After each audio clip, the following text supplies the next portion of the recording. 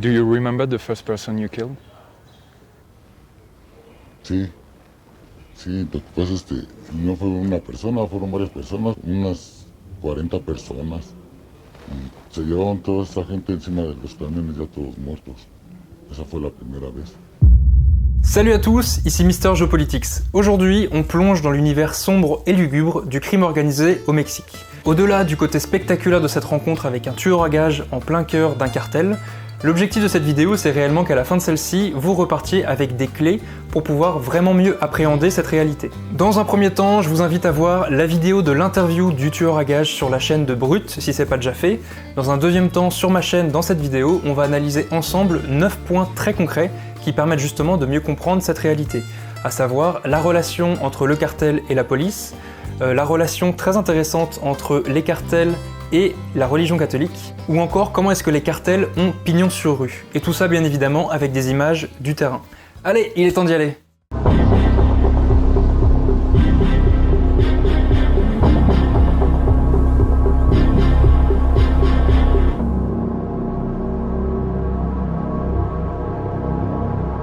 Avant d'attaquer par le premier point, quelques courtes annonces pour vous dire que la BD Mister Geopolitics avance très bien. Le jeu d'apéro est lui terminé, il est actuellement en cours d'impression et il sera dispo en magasin à la rentrée. Je continue l'écriture de mon deuxième livre qui va vous éclairer sur la géopolitique de plusieurs pays. Je continue aussi d'écrire une très grosse formation en ligne avec 11 heures de vidéos pour vous aider à devenir expert du voyage et vivre vos propres aventures. Avec bien évidemment toutes mes astuces et mes conseils sur les déplacements, les réservations, mais aussi sur comment avoir le plus d'impact positif sur le pays qu'on visite, comment gérer les questions de sécurité, comment gérer le rapport à la pauvreté dans certains pays, ou bien encore quelles sont toutes les possibilités qui existent pour voyager moins cher. Bref, c'est une formation que je veux la plus complète possible. Pour être tenu au courant de tous ces projets hors YouTube, le plus simple, c'est de vous inscrire à la newsletter Mister Geopolitics. Un email par mois, pas plus, avec une synthèse des actualités de la chaîne. La deuxième annonce concerne Mister Geopolitics TV. Je vous en ai déjà beaucoup parlé, mais pour rappel, il s'agit d'une plateforme avec plus d'une centaine d'heures de documentaires que j'ai moi-même choisis pour vous permettre d'explorer plein de thématiques géopolitiques. Des portraits de dirigeants, Poutine, Erdogan, Xi Jinping, Kim Jong-un, Kadhafi, des sujets sur les ressources, des sujets sur les conflits, l'environnement, l'agriculture, l'énergie, les migrations ou encore les multinationales. Il y a du nouveau contenu extrêmement régulièrement et si je vous en parle aujourd'hui, c'est parce qu'il y a une nouvelle playlist qui vient de débarquer sur le thème du narcotrafic avec des documentaires qui envoient vraiment du lourd. Extrait.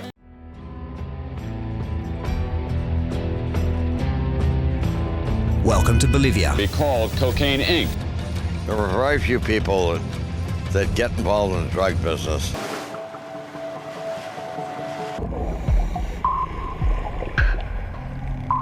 Les trafiquants, ils veulent pas dominer la planète. Le lien est dans la description. Pour la troisième et dernière annonce, je tiens réellement à remercier Lillery qui sponsorise cette vidéo. Il s'agit d'une école de relations internationales qui propose différentes formations, type bachelor et master, et dans laquelle j'ai pu organiser 8 heures de séminaire avec des étudiants.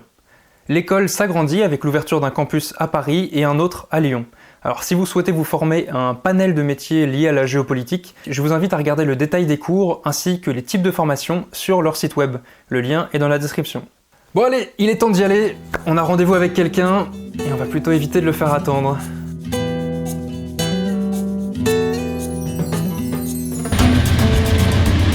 En mars dernier, j'étais en plein tournage d'un reportage dans le sud du Mexique, à suivre pendant plusieurs semaines des groupes de personnes qui migrent jusqu'aux États-Unis. Un jour, j'ai reçu un coup de fil du copain Charles Villa. Il était en route pour le Mexique et il m'a proposé quelque chose qu'il était très difficile de refuser. Ni une ni deux, je prends mon matos, je roule une dizaine d'heures et je le rejoins à la capitale.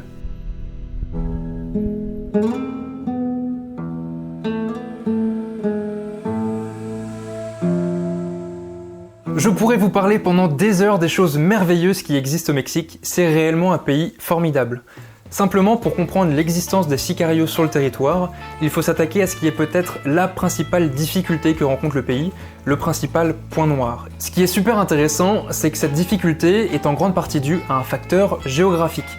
C'est-à-dire que si le Mexique ne se trouvait pas là où il se trouve aujourd'hui, à savoir entre une grosse zone de production de drogue et une grosse zone de consommation, eh bien les flux de transit ne convergeraient pas autant vers le pays et n'inciteraient pas des groupes à se battre pour prendre le contrôle du territoire et ainsi maîtriser l'approvisionnement et la logistique. Il y a la citation d'un ancien président du Mexique qui résume très bien cette caractéristique géographique parfois handicapante. Pobre de México, tan lejos de Dios y tan cerca de los Estados Unidos. Pauvre Mexique, si loin de Dieu, si proche des États-Unis. Parce que effectivement, être le voisin direct de la première puissance mondiale, ça a du bon et du moins bon. Pour pouvoir continuer de développer leurs activités illégalement dans le narcotrafic, ces organisations s'en sont prises à tout ce qui pouvait les menacer, par la violence, la peur, l'intimidation ou bien la corruption. C'est comme ça que le Mexique a vu son système judiciaire s'effriter peu à peu jusqu'à tomber dans une spirale très vicieuse. Plus le système judiciaire était paralysé, plus il y avait de place pour ces organisations pour se développer. Les affrontements entre les gangs, entre eux et avec la police, ont fait plus de 33 000 morts en 2018 et presque 35 000 en 2019. Comme le rappelle Charles dans sa vidéo, il y a des zones de conflit qui ne connaissent pas autant d'assassinats chaque année. C'est juste hallucinant et horrible, je vous passe bien évidemment les images de ces crimes, mais le Mexique est considéré comme la zone la plus dangereuse pour les journalistes après les zones de guerre. En plus de cette forte criminalité, le facteur essentiel qui explique l'existence des sicarios sur le territoire mexicain, c'est ce terrible manque de justice. 90% des crimes au Mexique ne sont pas résolus, avec tout ce que ça amène derrière. La prospérité des organisations criminelles, la corruption, les abus et le racket perpétrés par certains policiers, la méfiance de la population vis-à-vis de sa propre police, ainsi que la perte de crédibilité pour le gouvernement. Dans ce contexte-là, les sicarios sont recrutés par les organisations criminelles pour tuer des opposants, des gangs rivaux, des policiers ou bien des journalistes, mais ils sont aussi parfois recrutés par des citoyens qui n'arrivent pas à obtenir justice. En se rendant sur place, en discutant avec des fixeurs locaux, ils nous ont raconté cette anecdote d'un père de famille plutôt aisé d'un quartier de Mexico qui s'est fait racketter sa voiture sans aucune raison par la police, une première fois, puis une deuxième voiture, puis une troisième. Et bien avant de se faire voler une quatrième fois, il aurait commandité l'assassinat du chef de la police du quartier qui était derrière ces raquettes. Voilà, maintenant qu'on a remis les choses dans leur contexte, il est temps d'avancer. Le quartier de Tepito est un des plus anciens quartiers de Mexico, situé en plein centre de la ville, et il est malheureusement un des plus pauvres. Beaucoup d'habitants n'ont pas accès à l'eau et à l'électricité. Au cœur de ce quartier se trouve un gigantesque marché à moitié couvert, un tianguis, véritable dédale d'échoppes, de postes ambulants et qui grouille de vie, une sorte de souk à la mexicaine. Le quartier est malheureusement réputé pour les vols, sa violence, la prostitution, la contrefaçon et la revente d'objets volés. Et effectivement, quand on passe la dernière rue avant d'arriver dans ce quartier, on se rend compte directement que les règles changent. D'un territoire où s'appliquait une autorité formelle, c'est-à-dire le gouvernement au travers de sa police, on arrive à ce moment-là, de l'autre côté de la rue, à un territoire où il y a par-dessus cette autorité formelle une autre autorité informelle qui se rajoute, celle des cartels. Dans la ville de Mexico et ses environs, ce ne sont pas moins de 6 cartels qui se partagent les trafics. Il est 10h du matin, on a rejoint notre source qui va nous emmener au cœur du cartel de la Union. On est concentré et vigilant.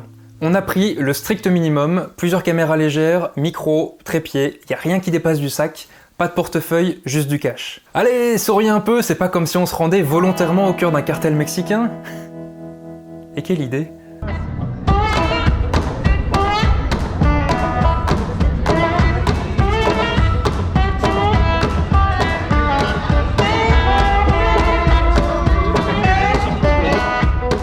Notre source est à la fois notre guide et notre bulle de protection, on le lâche pas d'une semelle. Entre ceux qui nous regardent avec insistance en nous pointant du doigt, et ceux qui se cachent volontairement de la caméra, on sent qu'on n'est pas chez nous et on sent qu'on dérange. On sent une tension vraiment oppressante. En plus de ça, Charles est grand, moi je suis de taille moyenne, et la personne qui était en charge de nous amener au cœur du cartel est elle assez petite. Ce qui fait qu'au milieu des échoppes, au milieu de la vie débordante du marché, eh bien il y avait certaines personnes qui se rendaient pas compte qu'on était accompagnés. Ce qui a amené, je vous laisse imaginer, quelques situations un peu angoissantes, où il y avait clairement des groupes de personnes qui venaient à notre niveau pour voir ce qui se passait, jusqu'à ce qu'ils se rendent compte à ce moment-là qu'on était bel et bien escortés.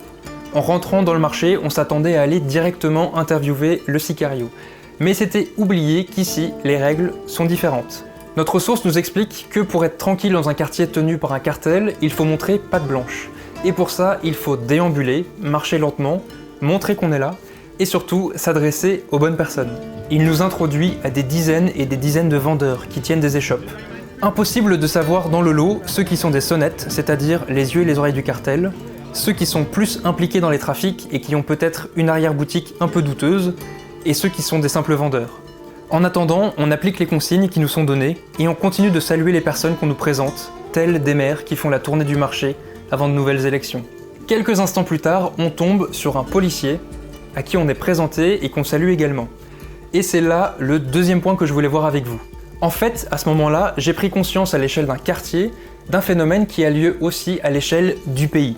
La présence d'une autorité formelle, le policier, et d'une autorité informelle, le cartel, sur un même territoire, ça provoque une cohabitation surprenante et tendue. Le policier est en charge d'appliquer et de faire respecter la loi sur le territoire, mais il ne peut pas le faire correctement s'il tient à rester en vie.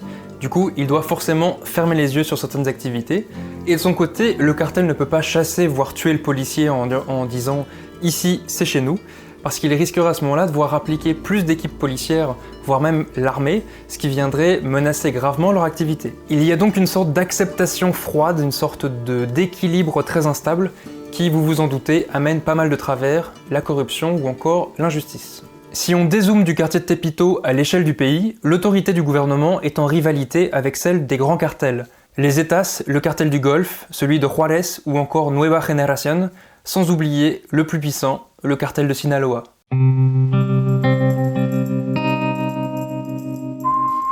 Si on ne connaît pas le quartier et qu'on met de côté le fait que vous avez 99,9% de risque de vous faire dépouiller, vous pourriez tout à fait vous balader à travers ce dédale, trouver tous les articles qu'il vous faut, manger des tacos, rigoler avec les vendeurs, sans vous rendre compte une seule seconde que ce lieu est une zone poreuse entre le licite et l'illicite. Tepito, c'est un peu la voie 9/3 du narcotrafic, ou bien l'armoire du monde de Narnia, voilà, qui vous amène d'un monde vers un autre, le licite vers l'illicite. Encore faut-il connaître les entrées. Vous pourriez complètement venir avec votre vélo et le faire réparer dans un atelier, sans vous rendre compte que le garage derrière cache une planque de cristal mess. Vous pourriez clairement aller manger des enchiladas, sans vous rendre compte que derrière le mur de la cuisine, il y a un labo clandestin. Et comme ça nous est arrivé ce jour-là dans le marché, vous auriez pu être introduit à un vendeur, discuter avec lui serrer la main, sans savoir qu'il s'agit d'un des big boss du cartel. Effectivement, notre source, quand on est arrivé près de l'échoppe, il s'est retourné vers moi et il m'a dit « Vas a ver, es alguien muy fuerte, muy fuerte ». Et je n'ai compris qu'après coup que le mot « fort » avait une autre signification dans sa phrase et que ça voulait dire « puissant ». On nous emmène dans un couloir et on arrive dans une arrière-cour désaffectée. Le sicario est là, le regard sombre, et il dégageait quelque chose qui m'a donné des frissons dans la colonne. Concentré, on installe le matos méthodiquement au milieu des détritus et des rideaux métalliques, en introduisant à notre intervenant l'objectif de cette interview et son déroulé. On est limité à 1h30 max, la cour étant réservée par la suite.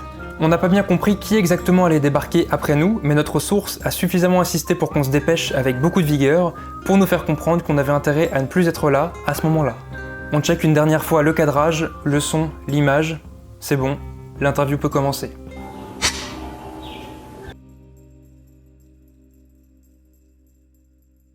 Une des caractéristiques les plus sidérantes du crime organisé et des cartels, c'est ce qu'on appelle l'effet cliquet. C'est un mécanisme qui fait qu'il ne peut pas y avoir de retour en arrière passé un certain stade.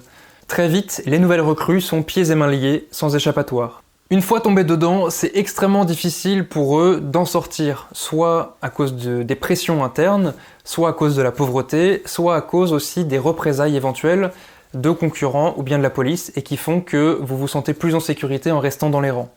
Ce côté définitif et radical fait tomber les concernés dans une forme de fatalisme. Avec une espérance de vie de 2 ans en moyenne dans ces organisations, les nouvelles recrues finissent par se convaincre qu'elles vont mourir jeunes.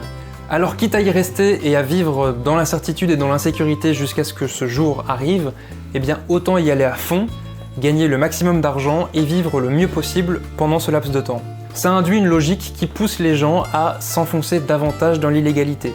Aussi, il y a un autre effet pervers dans le fonctionnement des cartels, c'est que autant certaines personnes rejoignent les rangs de leur plein gré, autant le cartel s'impose parfois à des personnes qui n'ont absolument rien demandé. Ça peut être des chauffeurs de taxi qui se font enrôler sous la contrainte pour devenir ce que l'on appelle des halcones, des faucons, c'est-à-dire des informateurs qui donnent du renseignement sur qui est là dans le quartier, qui n'est pas là, et peuvent aussi avoir des yeux sur les allées et venues dans les aéroports.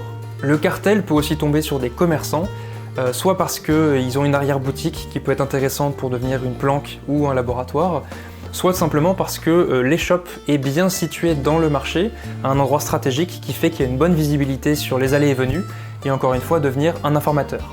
Et là où c'est terrible, c'est que même si ces commerçants et ces chauffeurs de taxi ont été les plus honnêtes, qu'ils ont construit ce business de manière complètement clean, c'est peut-être la seule chose qui leur rapporte de l'argent pour eux et pour leur famille.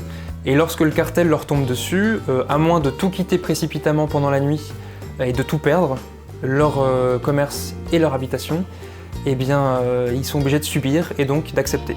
Un des effets collatéraux de la présence du cartel dans le quartier, c'est que la dureté de la vie qui en découle provoque chez les habitants une forme de fierté. Yo soy tepiteño. Je viens d'ici, je viens du quartier, l'air de dire je ne suis pas parti de chez moi, j'ai réussi à avancer dans la vie malgré les difficultés, malgré le cartel, j'ai réussi à rester en vie, j'ai survécu. Ce qui du coup est synonyme de combativité et ce qui force clairement le respect. D'ailleurs, 2 anecdotes, si vous aimez Manu Chao, allez écouter son morceau intitulé El Hoyo, qui signifie littéralement la fosse. Je viens de la fosse, voici ma bannière, je viens de la fosse, de la grande ville de Mexico, je viens de la fosse, bouilloire brûlante. Alors oui, c'est mieux en espagnol, mais c'est un très bel hommage en musique pour les habitants de Tepito. Deuxième anecdote, si vous aimez le sport, sachez que de grands athlètes de haut niveau sont nés et ont grandi dans le quartier de Tepito. Boxe, catch, football.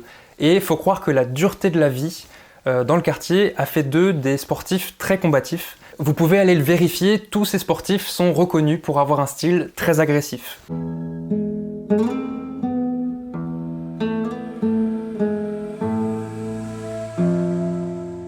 Quand on parle de pauvreté et de cartel, il y a un lien assez évident qui se fait tout de suite dans nos têtes, c'est que beaucoup de nouvelles recrues tombent dans le narcotrafic, tout simplement par manque d'argent. Ce qui est très intéressant, c'est que la pauvreté, ce n'est pas uniquement ne pas avoir d'argent. C'est un phénomène composite avec de multiples facettes.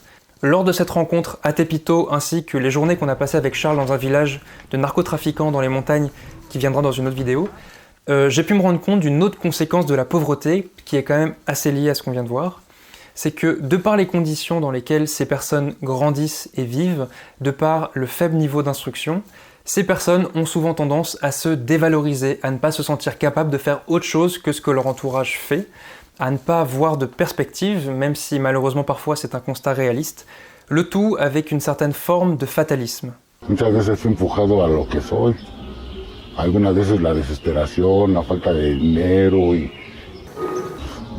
no es normal que ande matando a gente en la calle, ¿verdad? Por dinero, pero es que muchas veces no tenemos otra opción y Tout comme dans une autre vidéo que Charles a tournée au nord du pays. 6 años empecé a cocinar, empecé de ayudante, porque la necesidad, eso es lo que nos orilló, en la escasez de dinero. Nos quedamos muy cortos en la escuela y nos pusimos a trabajar. ¿Hasta qué año llegaste? Llegué a la prepa nomás, pero pues ya no había para más, ya no tenía que trabajar uno. ¿Qué te hubiera gustado estudiar? Pues me gustaría haber sido arquitecto, pero no se pudo.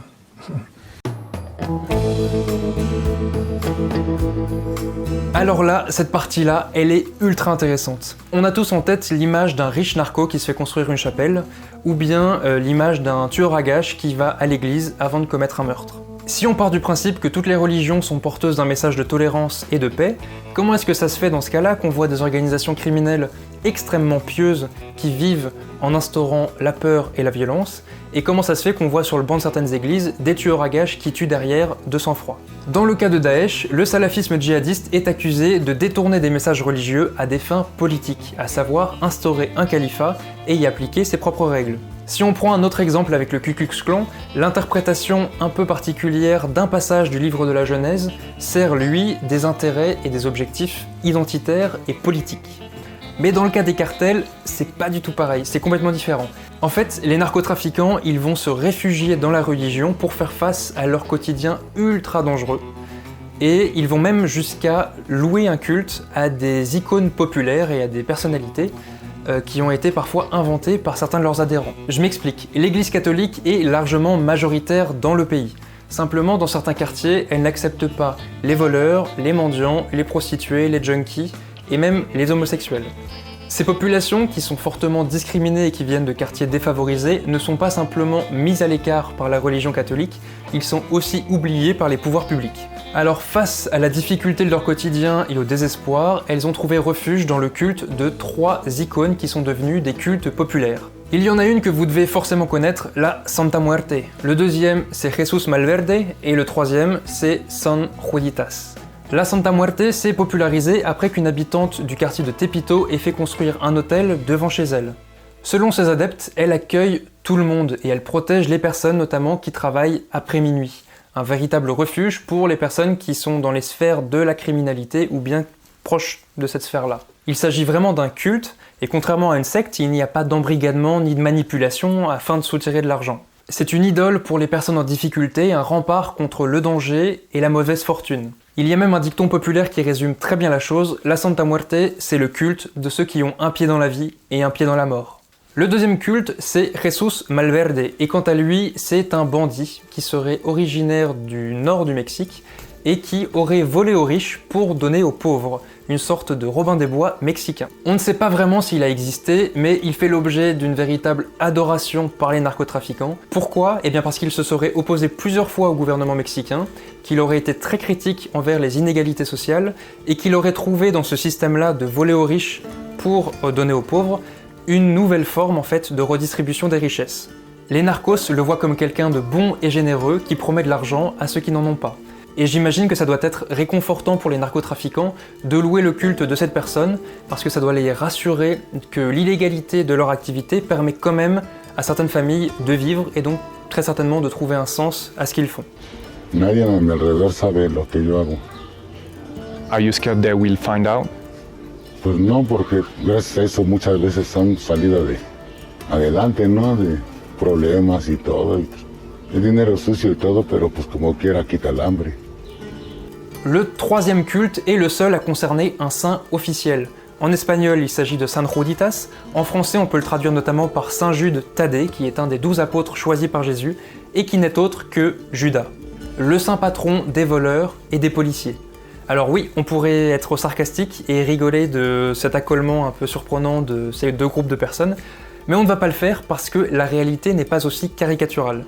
À l'origine, c'est un saint vénéré par les plus pauvres, les désespérés et les travailleurs, mais la police judiciaire de Mexico, qui travaille du coup sur les crimes, s'est peu à peu approprié ce saint patron, et la légende raconte que tous les 28 du mois, il y a effectivement des pèlerinages et des cérémonies qui sont organisées dans Mexico, et bien la légende dit que chaque 28 du mois, les policiers et les criminels font une trêve au sein d'une sorte de pacte qui ne serait pas écrit. Au fur et à mesure des pèlerinages et des cérémonies qui sont organisées tous les mois là à Mexico, il y a de nouvelles populations qui se sont rajoutées, notamment les chômeurs ou bien les parents qui ont un enfant en prison.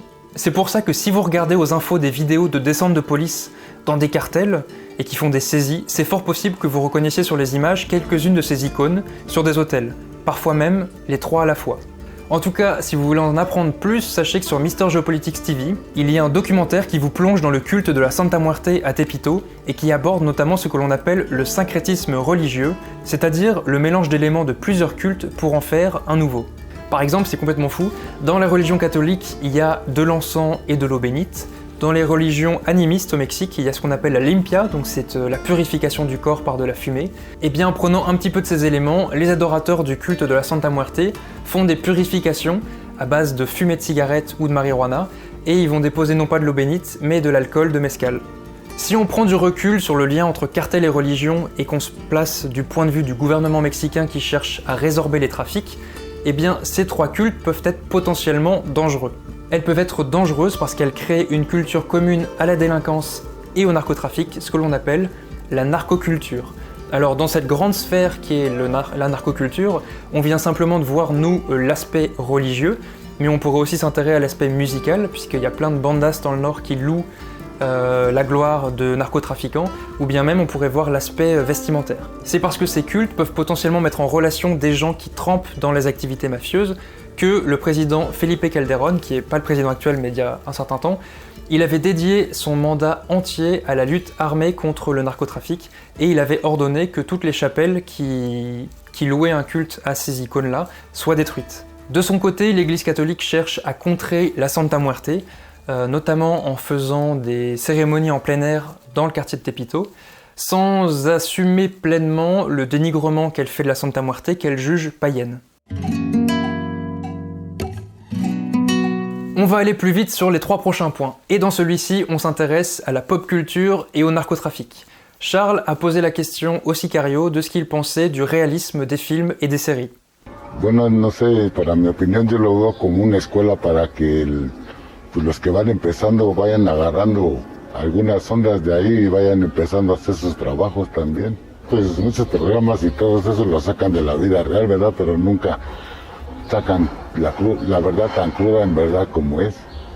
Je vous ai fait un PDF avec toutes mes recommandations de films, de séries et de jeux vidéo les plus réalistes. Et je vous ai aussi mis des musiques qui traitent de ce sujet-là. Si vous avez un peu envie de vous immerger dans cette ambiance-là, et écoutez, le lien est dans la description pour le télécharger. Il y a quelque chose de très dérangeant, voire même glaçant, quand on entend un tueur à gages parler de manière aussi détachée et froide de ce qu'il fait. Do you know how many people you killed? La verdad no sabría decirle, al principio sí pesaba y las contaba, pero ya después mejor dejé de hacer eso porque como que me daban pesadillas. Do you have any regrets? No, no tengo arrepentimientos de nada. Lo que pasó, pasó. Idem pour les journalistes mexicains qui enquêtent sur les scènes de crime où ils prennent en photo tous les jours des corps démembrés et qu'ils s'y habituent. Je ne sais pas si c'est une bonne chose ou pas, mais l'homme a quand même cette capacité incroyable de s'adapter et de s'habituer à des choses horribles en déplaçant peu à peu là où se trouve sa normalité. D'une certaine manière, c'est presque pareil que des médecins qui sont sur des camps de réfugiés et qui voient arriver tous les jours des populations en très mauvais état à cause de bombardements et qui finalement ne semblent presque plus dérangés à la fin par cette anormalité. Il faut comprendre que cette adaptation a été progressive pour les personnes concernées, mais que forcément au cours d'une interview, ça crée un contraste très violent entre l'interviewé et les spectateurs, et clairement ça rajoute un côté assez spectaculaire. Does he understand how much it sounds crazy to normal people? Pues como todo que está mal, ¿no? Is it difficult for you now to kill people? No, lo que pasa es que cuando es difícil es al principio, las primeras veces que se siente así más nervioso, porque después como todo te vas acostumbrando. So you get used to it. You get used to death. Sí, como todo.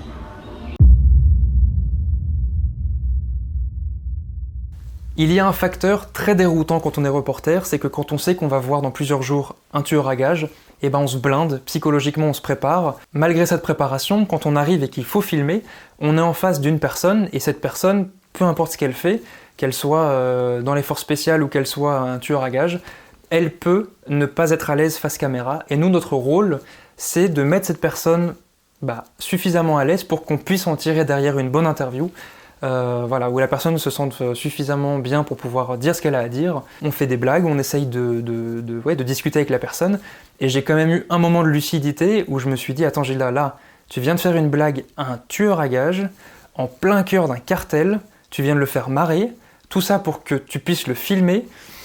Ça fait partie de ce côté extraordinaire du métier. C'est pour ça que si vous êtes étudiant et que vous vous intéressez au journalisme, je ne peux que vous encourager à suivre dans cette voie. Dans la prochaine vidéo, je serai toujours avec Charles, on restera au Mexique, mais on aura rendez-vous cette fois-ci dans un village de narcotrafiquants qui cultive illégalement de l'opium et qui sera transformé en héroïne par la suite. J'en profiterai pour vous raconter un gros moment de solitude face au chef du village. J'en suis pas très fier.